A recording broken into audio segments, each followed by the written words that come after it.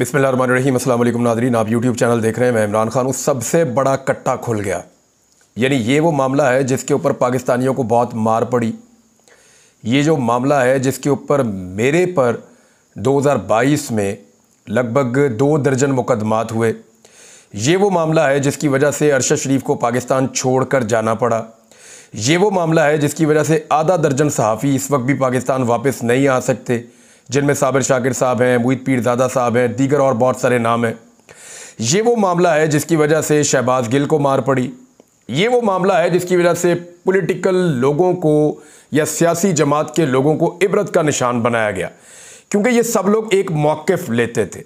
2022 में ये सारे लोग ये कहते थे कि इमरान खान साहब की हुकूमत गिरने और PDM की हुकूमत बनने का जो सारा प्रोसेस है, ये ऑर्गेनिक और पॉलिटिकल प्रोसेस का हिस्सा नहीं है। ये ऑर्गेनिक नहीं है, ये एक सियासी अमल के नतीजे में नहीं हुआ, बल्कि इसके पीछे एक मुदाखलत मौजूद है। इमरान खान साहब बहुत कैटेगोरिकली इसके बारे में जनरल रिटायर कमर जावेद बाजवा का नाम लेते थे, और जब ये नाम लिया जाता था तो उस वक्त जनरल बाजवा साहब को बहुत गुस्सा आता था और फिर कार्रवाई होती थी।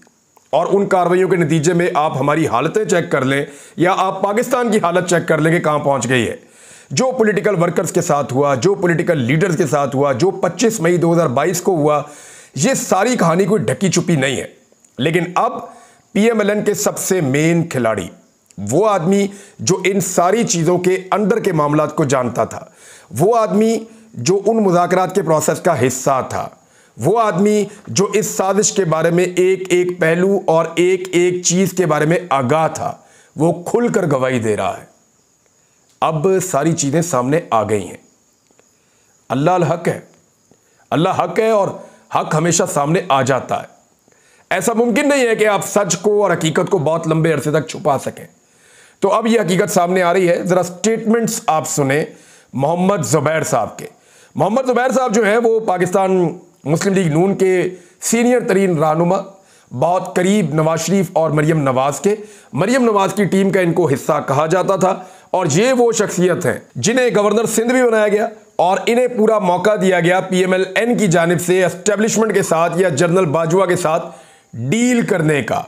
अब मोहम्मद ज़ुबैर साहब क्या पोल खोल रहे हैं कि इमरान खान साहब की हुकूमत कैसे गिरी। इस पर पाकिस्तान तहरीक इंसाफ ने भी ट्वीट किए हैं। तहरीक इंसाफ तो ये कह रही है कि किसी को इबाम नहीं रहना चाहिए कि जनरल बाजवा ने अपने हलफ की खिलाफ वर्जी करके मुल्क के साथ गद्दारी की और चोरों को मुल्क पर मुसल्लत करने के लिए साजिश घड़ी। अब देखें वो कहते क्या है। मोहम्मद ज़ुबैर कहते हैं कि 100% यकीन से वो कह रहे हैं, यानी उन्होंने कहा आई एम 100% श्योर कि 100% मुझे यकीन है जो मैं बात कर रहा हूं। जनवरी 2022 में जनरल बाजवा की नून लीग की क़यादत के साथ बातचीत शुरू हो चुकी थी। किस बारे में? इमरान खान साहब को घर भेजने के बारे में। और साथ उन्होंने कहा कि उस वक्त हम सबको यह भी मालूम हुआ था कि जनरल बाजवा की नवाज शरीफ के साथ मुलाकातें भी हुई हैं। उन्होंने 2 मुलाकातों का हवाला दिया, 2 मुलाकातों की बात की। फिर उन्होंने कहा कि मैं 2020 में अगस्त और सितंबर में मुस्लिम लीग नून की जानिब से जनरल बाजवा साहब को मिलता रहा हूं, जो उस वक्त के आर्मी चीफ थे। और अगस्त 2020 में ही जनरल बाजवा ने जब नवाज शरीफ साहब से मुलाकात की तो उस वक्त मुझे ही निशाने पर ले लिया। और वो कैसे लिया, ये अब मोहम्मद ज़ुबैर साहब कह रहे हैं। वो कह रहे हैं जी मुझे ऐसे निशाने पर लिया गया कि उस वक्त अगस्त 2020 में ही मैं इमरान खान की हुकूमत का तख्ता करना चाहता था। ये जनरल बाजवा कह रहे हैं नवाज शरीफ साहब को कि मैं तो इमरान खान की हुकूमत अगस्त 2020 में ही तख्ता करने लगा था। ये तो मोहम्मद ज़ुबैर साहब ने आपको सही तरह पैगामात नहीं पहुंचाए। ये वो पैगामात हैं जो ज़ुबैर साहब की मुलाकातें हो रही थी जनरल रिटायर कमर जावेद बाजवा साहब के साथ, जो उस वक्त के आर्मी चीफ थे। अब इन मुलाकातों के बारे में मोहम्मद ज़ुबैर साहब क्या कह रहे हैं? एक तो उन्होंने क्लियर कर दिया कि ऑर्गेनिक तरीके से कोई नहीं हुकूमत गिरी। नवाज शरीफ साहब से मुलाकातों का भी उन्होंने बता दिया। उन्होंने कहा इसके कोई ऐसे सबूत तो है नहीं कि हम लोग साबित करते फिरें कि मुलाकातें हुई हैं। हाँ, लेकिन ये ज़रूर है कि मुलाकातें हुई और हम लोगों को इस बारे में पता था। दूसरा वो ये कहते हैं कि ये पक्का है कि जनवरी में राब्ते हो रहे थे जनरल बाजवा के मुस्लिम लीग नून की क़यादत के साथ, और उसके नतीजे में फिर बाद में ये हुकूमत जैसे गिर रही थी। उन्होंने कहा कि मरियम नवाज ने बड़ी सख्ती के साथ हदायत की हुई थी, नवाज शरीफ साहब ने और मरियम नवाज ने, कि जो हमारी फैमिली है ना, या मोहम्मद ज़ुबैर साहब की फैमिली है, उनमें से भी किसी को पता ना चले कि जनरल बाजवा के साथ कोई मुज़ाकरात चल रहे हैं या कोई बातचीत चल रही है। ये हाईली कॉन्फिडेंशियल इसको रखा जाए, खुफिया रखा जाए। हत्ता कि नवाज शरीफ ने और मरियम नवाज ने ये बात शहबाज शरीफ को भी पता नहीं चलने दी। और जब शहबाज शरीफ को पता चला, जब क्योंकि ISPR ने बाद में इसके ऊपर एक प्रेस कॉन्फ्रेंस में बता दिया था कि मोहम्मद ज़ुबैर साहब आए थे और मरियम नवाज के और नवाज शरीफ के बारे में बात करना चाह रहे थे, और फ़ौज ने ये जवाब दिया, वो जवाब दिया, तो शहबाज शरीफ साहब बड़े बरम हो गए, वो खासे गुस्से में आ गए और उन्होंने मोहम्मद ज़ुबैर साहब से इसके बारे में पूछा भी। तो उस पर ज़ुबैर साहब ने कहा जी ये बातें आप उनसे पूछें, नवाज शरीफ से और मरियम नवाज साहिबा ने, और ये मुलाकातें उनके हवाले से हुई थी और उन्होंने मना किया था कि किसी को नहीं बताना, तो इसलिए ये आपसे भी छुपाया गया था। हालांकि शहबाज शरीफ उस वक्त अपनी पार्टी के सदर थे तो उनको इस काबिल नहीं समझा गया। देखिए, मैं आपको बार बार कह रहा था कि इनकलाबी नवाज शरीफ नहीं है, नवाज शरीफ ने ही शुरू की थी ये सारी मफामत और मुज़ाकरात, और जिसको आप कहते हैं कि दोबारा से जो एस्टेब्लिशमेंट की मुदाखलत सियासत के अंदर लेकर आने का सिलसिला मियां नवाज शरीफ ने शुरू किया था। और आप याद रखें, आपको बड़ा मज़ा आएगा कि ये एग्जैक्टली वही टाइम था जब मरियम नवाज और नवाज शरीफ खुफिया तरीके से मोहम्मद ज़ुबैर के ज़रिए से उस वक्त के आर्मी चीफ के साथ कार्रवाई डाल रहे थे, उस वक्त के आर्मी चीफ के साथ मुज़ाकरात कर रहे थे, उनके साथ बातचीत कर रहे थे। वक़्त कौन सा था? ये वक़्त वो था जब नवाज शरीफ और मरियम नवाज मोहम्मद ज़ुबैर के ज़रिए से उस वक्त के आर्मी चीफ के साथ एंगेजमेंट कर रहे थे, जब मरियम नवाज ने ये स्टेटमेंट दिया था कि वो तरीका मुझे भी आता है और बहुत अच्छे से आता है, उसमें सिर्फ जूते साफ करने पड़ते हैं, उसमें सिर्फ हाथ बांधने पड़ते हैं। तो एग्जैक्टली मरियम नवाज साहिबा ने जो कहा वो तरीका उनको आता था और वो उसके ऊपर काम कर रहे थे, लेकिन बहुत खुफिया तरीके से, क्योंकि उन्होंने मोहम्मद ज़ुबैर साहब को कहा था कि किसी को पता ना चले। एक और बात उन्होंने बताई, उन्होंने कहा कि ये इलेक्शन पहले हो जाने चाहिए थे। बंदयाल साहब को इसका नोटिस बाद में लेना पड़ा। ये इलेक्शन क्यों नहीं हो रहे थे और इलेक्शन में इतना डिले क्यों हुआ कि ये पता चल गया था, एक मीटिंग के अंदर ये बात हो चुकी थी जिसके अंदर PMLN की क़यादत और बाकी लोग बैठे हुए थे। तो मोहम्मद ज़ुबैर साहब ने कहा कि उस मीटिंग के अंदर ये क्लियरली कह दिया गया था कि अगर इलेक्शन हुए खैबर पख्तूनख्वा में और पंजाब में तो इमरान खान 2/3 अक्सरियत दोनों सूबों के अंदर ले जाएगा। तो इसलिए इलेक्शन को डिले किया गया। फिर जब 9 मई हो गया, उसके बाद हालात बहुत ख़राब हो गए, कुछ 10-12 हज़ार बंदे अंदर चले गए, इमरान खान साहब को गिरफ्तार करके अंदर डाल लिया गया, कादी फायदी साहब पाकिस्तान की चीफ जस्टिस बन गए, जो है वो हालात बिल्कुल ही बदल गए, और नवाज शरीफ साहब पाकिस्तान वापस आ गए। जब बहुत सारी चीज़ें हो गई, पुलों के नीचे से बहुत सारा पानी गुजर गया, तो फिर जो है वो कादी फायदी साहब ने हुक्म दिया और फिर इलेक्शन करवा दिया गया पाकिस्तान में। और वो इलेक्शन भी कैसा हुआ, उसमें भी इमरान खान 2/3 अक्सरियत से ज़्यादा लेकर जीत गया। फिर फॉर्म 47 के ऊपर हुकूमत बना दी गई। तो मोहम्मद ज़ुबैर बार बार ये बात करते रहे कि एक्चुअली इस वक्त हुकूमत मुल्क में इमरान खान साहब की है, PMLN की नहीं है। PTI जीतेगी, ये कंफर्म हो चुका था, उन्होंने ये कहा। अब मेरा एक सवाल है कि बाजवा साहब के दौर के अंदर ये जितनी मार पड़ी है लोगों को, इसी बात पे पड़ी है ना कि वो ये कह रहे थे कि ये ऑर्गेनिकली नहीं हुई सारी चीज़ें। हम सारे लोग ये कह रहे थे कि इसके पीछे पूरी गेम है। हम सारे ये कह रहे थे कि जैसे एस्टेब्लिशमेंट पाकिस्तान में हुकूमतें गिराती हैं, इमरान खान की हुकूमत भी ऐसे ही गिरी है। और हमें बार बार ये कहा जाता था कि नहीं, ये तो पॉलिटिकल प्रोसेस में गिरी है। फिर मुकदमे भी होते थे, तंग भी किया जाता था, धमकाया भी जाता था, लोगों के कारोबार तबाह कर दिए गए, लोगों को गिरफ्तार किया गया, लोगों की नौकरियां छीन ली गई। मैं 1.5 साल से ज़्यादा हो गया, 2 साल हो गए, मैं अभी तक बेरोजगार हूँ। तो ये सारा कुछ किया जाता था। अब मेरा सवाल ये है कि सच सामने आ गया, 2 साल के अंदर आ गया, और आज जो कुछ हो रहा है उसका सच भी सामने आ जाएगा, साल अंदर या 2 साल के अंदर या 3 साल में आ जाएगा। और याद रखिएगा, ये जो मोहसिन नकवी साहब हैं यही सच बोलेंगे और सारी चीजें बताएंगे आने वाले वक्त में कि जनाब उस वक्त क्या हुआ था। ये लोग किताबें लिख लिख कर बताएंगे। और किताब से मुझे याद आया कि खबर चल रही है कि इमरान खान साहब भी जो है वो जेल में एक किताब लिख रहे हैं, और उनकी जो किताब है वो बड़े तल्ख हकायक के ऊपर मबनी है। तो इमरान खान साहब की जब किताब आएगी मार्केट में तो ये तो पूरी दुनिया के अंदर बेस्ट सेलर बुक बन जाएगी। और ये मैं आपको बता रहा हूँ, ये गारंटीड है।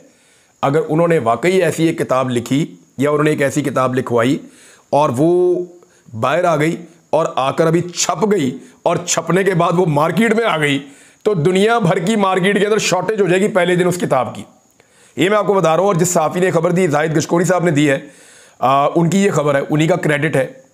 तो मामला ये है कि उनका भी यही कहना है कि अगर ये किताब आएगी तो बेस्ट सेलर बन जाएगी, यानी नंबर 1 किताब ये बन जाएगी उस वक्त दुनिया की। तो नाज़रीन, ये एक बहुत बड़ा कट्टा खोल दिया है मोहम्मद ज़ुबैर साहब ने, और उन सारी चीज़ों की गवाही दे दी है। इमरान खान साहब की हुकूमत गिरने से लेकर जो बाद में सूरत हाल पैदा हुई, जैसे इलेक्शन नहीं करवाए गए और फिर जैसे इलेक्शन करवाए गए, तो ये मुस्लिम लीग नून के अपने मेन खिलाड़ी ने, उनके अपने अंदर के आदमी ने, घर के भेदी ने लंका ढा दी है। और PMLN के लिए इससे बड़ा धचका और कोई नहीं होगा। नवाज शरीफ साहब को कबूतर उड़ाने का शौक था, अब उनके तोते भी उड़ जाने चाहिए इस स्टेटमेंट के बाद। अब ढिठाई है कि जितनी ढिठाई के साथ जब तक वो फार्म 47 के ऊपर या जाली फार्म 47 के ऊपर हुकूमत में बैठे रहें, तब तक वो बैठे रहें। मेरा नहीं ख्याल कि इसके बाद कोई भी इज्जतदार सियासी खानदान ऐसे इक़्तिदार के अंदर बैठना पसंद करेगा जिसे पाकिस्तान की अवाम ही नहीं मानती, और अवाम ये कहती है कि हमने तो वोट किसी और को दिया था, ये कौन आकर बैठ गया, ये तो अजनबी है, इनको तो हमने वोट ही नहीं डाला। जिनको वोट नहीं डाला वो आकर कैसे बैठ गए। और बुखलाहट ऐसी है नाज़रीन कि ये एक फ़ोटो है, और ये फ़ोटो जनाब मरीम नवाज़ ने रीट्वीट कर दी टूटा हुआ दिल लगा के, कि ये पेशावर के अंदर जो है ये बंदे हैं और ये सड़क के ऊपर जो है वो खून बह रहा है, और 4 दिन हो गए हैं ईद के बाद अभी तक सफाई नहीं हुई। यहाँ कानून पे कानून बना रहे हैं फेक न्यूज़ के खिलाफ, और ख़ुद ही फेक न्यूज़ को पोस्ट किया जा रहा है अपने ऑफिशियल ट्विटर अकाउंट से।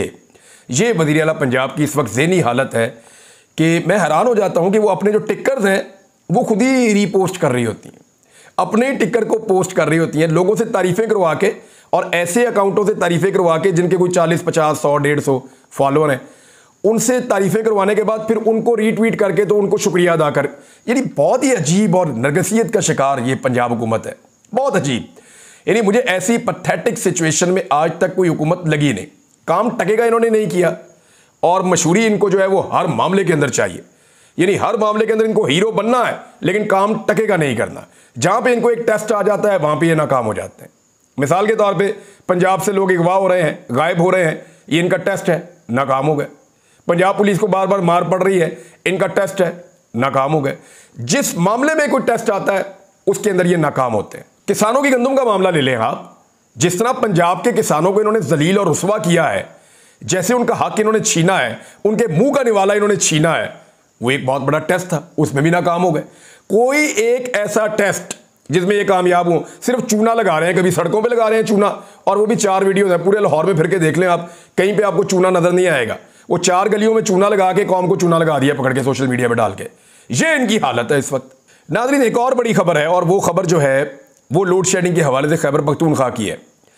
अली अमीन गंडापुर साहब ने बड़े दावे किए थे कि वो अपना हक ले लेंगे, वो बिजली बंद कर देंगे, वो ग्रिड्स को बंद कर देंगे, वो नया शेड्यूल जारी करेंगे, लेकिन इसके बावजूद उनकी एक नहीं सुनी जा रही। अली अमीन गंडापुर साहब ने वफाक को वार्निंग दी, वफाक से बातचीत की, वफाक का तरला किया, मिन्नत की अपने लोगों के लिए, लड़ाई भी की उनके साथ, उनको वार्निंग भी दी, लेकिन कोई फ़र्क नहीं पड़ा। मुकम्मल तौर पे खैबर पख्तूनख्वा की हुकूमत खैबर पख्तूनख्वा के अवाम का हक लेने में नाकाम है। ना वो अपने पैसे ले पा रहे हैं और ना वो अपने हिस्से की बिजली ले पा रहे हैं। हालांकि खैबर पख्तूनख्वा से बिजली बनकर पूरे पाकिस्तान में जा रही है, लेकिन खैबर पख्तूनख्वा के शहरियों को वही बिजली अवेलेबल नहीं है। ये खैबर पख्तूनख्वा के लोग कह रहे हैं, वहाँ के जर्नलिस्ट कह रहे हैं, और बार बार इसके ऊपर आवाज़ उठा रहे हैं। तो मामला सीरियस है जी। अब हो ये रहा है कि उल्टा बजाएगी ये बिजली लेते, इन्होंने अपने ऊपर पर्चे करवाना शुरू कर दिए हैं। यानी खैबर पख्तूनख्वा की पुलिस, खैबर पख्तूनख्वा के अरकान असम्बली जो जाकर एहतजाज करते हैं और ग्रिड से अपनी बिजली ऑन करवाते हैं, उनके ऊपर अब मुकदमा दर्ज करिए। वो 4-5 मुकदमा अब तक हो भी गए हैं। तो एक तरफ तो वो ये कह रहे थे कि हम बिजली बहाल करवाएंगे, ये करेंगे, वो करेंगे, लेकिन इसमें फ़िलहाल नाकामी है। जहाँ वो जाके खड़े हो जाते हैं उतनी देर के लिए बिजली वो बहाल कर लेते हैं, बाद में बिजली की लोड शेडिंग बिल्कुल वैसे ही होती है जैसे वफाकी हुकूमत चाहती है। एक बड़ी खबर जो है वो एहतशाम अब्बासी साहब ने दी है। एहतशाम अब्बासी साहब जो है वो इस्लामाबाद से सीनियर जर्नलिस्ट हैं। उनका ये दावा है कि वफाकी हुकूमत ने मौलाना फजल रहमान को बलूचिस्तान की वजारत आला, डिप्टी चेयरमैन सेनेट और 2 वफाकी वजारतों की पेशकश की है। और वज़ीर आज़म और वफाकी वज़ीर दाखिला की जो है फजल रहमान साहब से जो मुलाकातें हुई हैं, और उन्होंने 29 जून को JUI की मरकजी मजलिस शूरा का इजलास तलब कर लिया है कि ये जो ऑफर है इसके बारे में क्या फैसला करना है। बहरहाल देखते हैं कि फजलुर रहमान साहब इस मरतबा कितनी अच्छी डील करने में कामयाब होते हैं, क्योंकि उनकी कंफर्टेबिलिटी मैंने आपको कहा कि पीपल्स पार्टी और PMLN के साथ होगी। At the end of the day Fazlur Rahman साहब कंफर्टेबल रहेंगे पीपल्स पार्टी और PMLN के साथ। इमरान खान के साथ वो कभी कंफर्टेबल नहीं रहेंगे, वो नेचुरली उनका वहां अलायंस बनता नहीं है। और एक आखिरी खबर मैं आपको दूं, मेरी शेख रशीद अहमद साहब से बात हुई। एक तो मुझे उनका शुक्रिया अदा करना था, उन्होंने 3-4 जगह पे अपने इंटरव्यूज़ देते हुए मेरे लिए आवाज़ उठाई। उन्होंने कहा जी कि एक आदमी हज पे जा रहा है, फिर जिस तरह के हालात का मैंने सामना किया, उन्होंने उसके बारे में बात की। तो जब मैंने उन्हें फ़ोन किया शेख रशीद अहमद साहब को, तो देखें 74 साल का आदमी है, जितना जुल्म और परेशानी उसने बर्दाश्त की है वो वाकई बहुत दिल बर्दाश्ता है। मैंने शेख साहब से बात की तो मुझे लगा कि बड़ा मुश्किल हो रहा था उनको वो चीज़ें बताना जिनसे वो गुजरे हैं। वो काफ़ी रंजीदा और परेशान है और शौक में भी हैं कि मेरे साथ क्या हो गया। लेकिन एक बात बड़ी अच्छी है, शेख साहब की जो सियासत का इख्तिताम हो रहा है ना, वो बड़े अच्छे नोट पे हो रहा है, रिटायरमेंट। मैंने उनको ये कहा भी, मैंने कहा देखें शेख साहब, और शेख साहब ने कहा जी मेरा मुंह काला हो जाता अगर मैं वो सब कुछ कर देता जो मुझे कहा गया कि इमरान खान के और बुशरा बीबी के खिलाफ कर दो, मेरा मुंह काला हो जाता, मैं बच गया। तो मैंने कहा जी आपकी सियासत की रिटायरमेंट बड़ी अच्छे तरीके से हो रही है, यहाँ बहुत सारे लोग हैं जो बड़े बड़े ओहदों पे रहे और अब उनका मुंह काला हो रहा है अवाम के अंदर। तो शेख साहब ने कहा जी ये तो अल्लाह की बड़ी मेहरबानी है, पता नहीं उसे कौन सी मेरी अदा पसंद आ गई। लेकिन शेख साहब ने एक ऑफर बहुत बड़ी की है। उन्होंने कहा जी इन बच्चियों को छोड़ दें, आलिया हमजा को, सनम जावेद को, यास्मीन राशिद साहिबा सीनियर सिटीज़न है, इनको छोड़ दें, मुझे जेल में डाल दें। देखें जेल में और गायब किए जाने में बहुत फ़र्क है। शेख साहब को तकलीफ़ गायब होने की है और वो ये कह रहे हैं कि मैं इन बच्चियों के लिए, इन ख़वातीन के लिए मैं इस उम्र में भी जेल काटने के लिए तैयार हूँ। ये उन्होंने एक उनका स्टेटमेंट भी आया और वो इसके ऊपर कह रहे हैं कि मुझे आप डालें जेल में, इनको बाहर निकाल दें। तो ये बड़ी बात है। अब देखना ये है कि आज के दिन में पाकिस्तान तहरीक इंसाफ ने एहतजाज की कॉल भी दी हुई है इमरान खान साहब की रिहाई के लिए। और पंजाब के अंदर एक बहुत बड़ा टेस्ट है, बड़ा गर्म तरीन दिन है, यानी गर्मी बहुत ज़्यादा है, गो के एक आधे दिन से हवा चल रही है, कुछ वस्ती पंजाब में बारिश भी हुई है।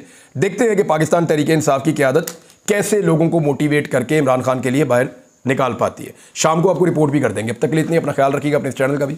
अल्लाह हाफिज़।